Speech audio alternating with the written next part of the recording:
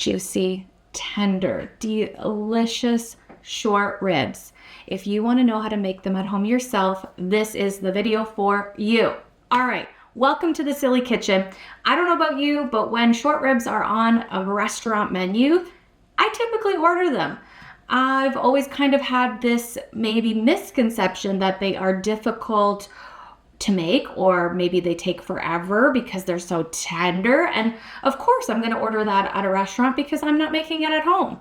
But now I've tried it.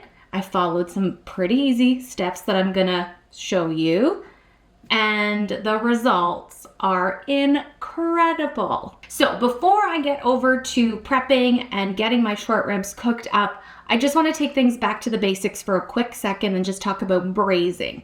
So this is the method I'm going to be using to cook these short ribs. And all that means when you hear someone saying braising is we're going to sear on high heat and then we're going to cook low and slow in liquid. That is what it means. I am ready with my short ribs. I'm going to give these a nice little seasoning of salt on each side, and that makes sure that it helps with forming that crust when we sear it.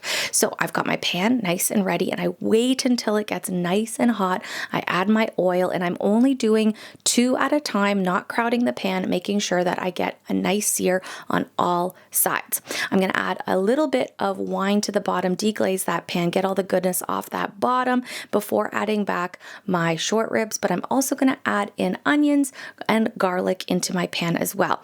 I think optional, you don't need to do this, but I add a little spoonful of diced tomatoes, some bay leaves, and top it up with beef stock before it goes into the oven.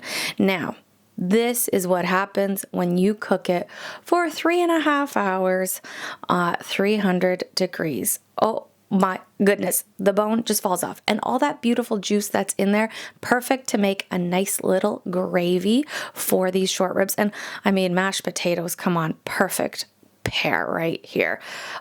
I love when it just falls apart with your fork. If you follow this method, then this is all that you should have left after cooking and indulging in short ribs. I hope you enjoyed this video of the Silly Kitchen, and I hope that braised short ribs are in your future soon. Till next time.